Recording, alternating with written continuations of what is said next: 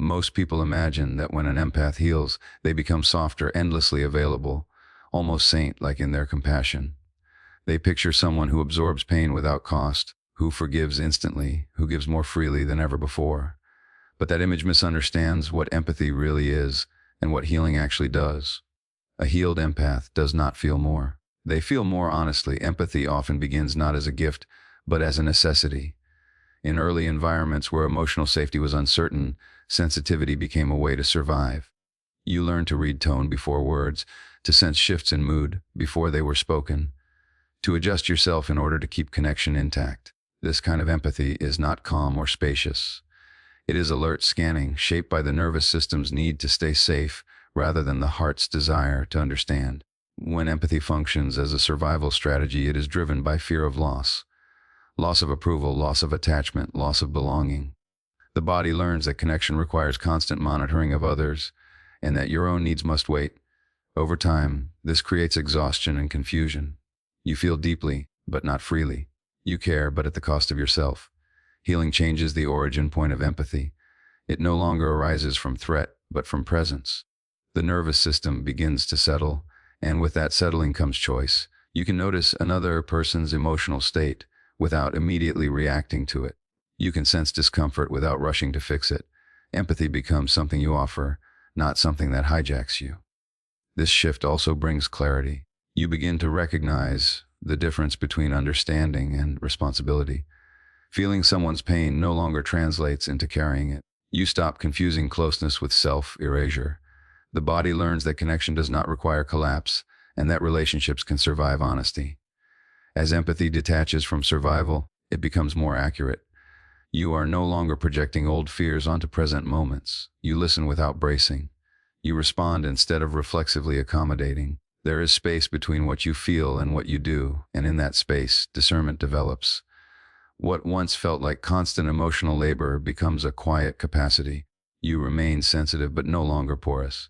You can stay open without losing your center. Empathy stops being a way to earn safety and becomes a natural expression of grounded awareness, rooted in self-trust rather than vigilance.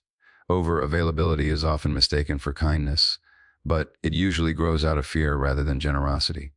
It forms when connection feels conditional, when being needed seems safer than simply being present. You learn to stay reachable at all times, to respond quickly, to stretch yourself thin so others won't leave or disapprove. What looks like openness is often self-abandonment, a quiet agreement to place your own limits last. When boundaries begin to form, they can feel unfamiliar and even threatening. At first, the body may register them as danger because saying no once meant risking connection. But healing teaches the nervous system something new. Safety does not come from constant availability. It comes from self-respect. Boundaries are not walls meant to shut people out. They are signals that show where you end and another begins. As over-availability fades, clarity replaces confusion. You stop answering from obligation and start responding from choice. Time and energy are no longer automatically given. They are consciously offered. This does not reduce care, it refines it. What you give now is cleaner, free from resentment and exhaustion. Boundaries also change how relationships function. People who relied on your constant access may resist this shift. Their discomfort can trigger old guilt, the familiar urge to explain or soften your limits. But a healed response does not over-justify. It understands that another person's disappointment does not mean you are doing harm. With boundaries in place, emotional responsibility returns to where it belongs. You no longer manage other people's reactions or moods. You allow them to feel what they feel without rushing to rescue them from it.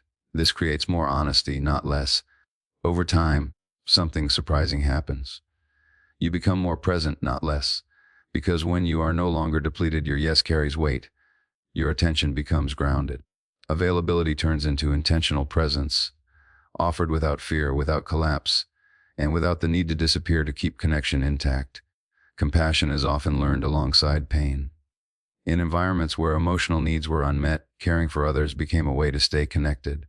You learned to soothe, to understand, to forgive quickly, not because it was freely chosen, but because it felt necessary.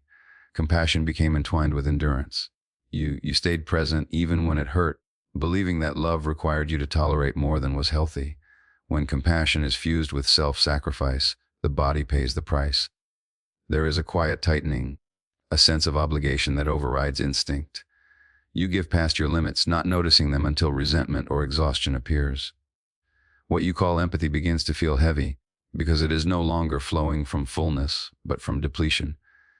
Healing separates compassion from self-erasure. You begin to notice the subtle difference between caring and carrying. You can witness another person's suffering without absorbing it. Their pain no longer becomes a measure of your worth or responsibility. Compassion shifts from an automatic response to a conscious one. This change allows truth to enter where silence once lived. You can acknowledge harm without immediately excusing it. Understanding someone's history no longer means overlooking the impact of their behavior. Compassion stops being a reason to stay in situations that diminish you. It becomes a way to stay present without betraying yourself. There is also a softening inside. You stop forcing yourself to be endlessly forgiving. You allow your own feelings to exist alongside your understanding of others. Sadness, anger, and fatigue are no longer suppressed in the name of being kind.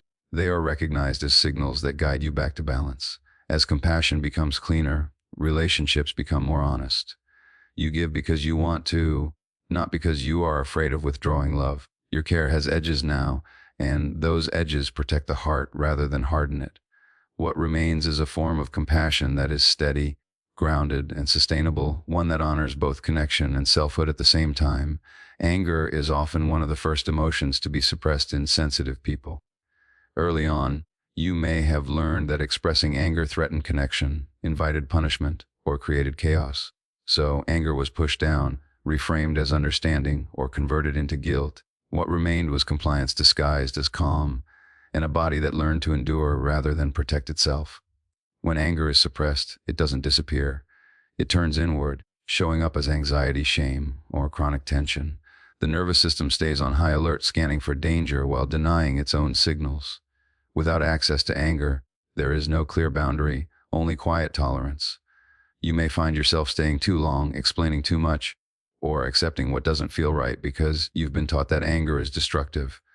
Healing restores anger to its rightful role, not as aggression, not as violence, but as information. Healthy anger is the body's way of saying that a line has been crossed. It arises to defend integrity, not to attack. When felt fully and allowed to move through, it brings clarity rather than harm. As you reconnect with healthy anger, something stabilizes inside. You no longer second-guess every discomfort. You trust the signal. You can say no without apology. You can step back without justifying yourself. Anger becomes a quiet strength that supports action aligned with self-respect. This form of anger does not seek to punish. It seeks to protect life, energy, and truth. It allows you to confront harm without losing empathy. You can recognize another person's wounds without surrendering to them. There is firmness without cruelty, and resolve without collapse. With healthy anger present, the nervous system relaxes. It no longer has to stay hypervigilant because protection is available. The body knows it can respond when necessary. Anger becomes a boundary with energy, a force that keeps you aligned with yourself while staying connected to the world without disappearing or hardening. Sensitivity often develops as an outward-facing skill. You learn to notice subtle changes in others, to track emotional shifts, to anticipate needs before they are spoken.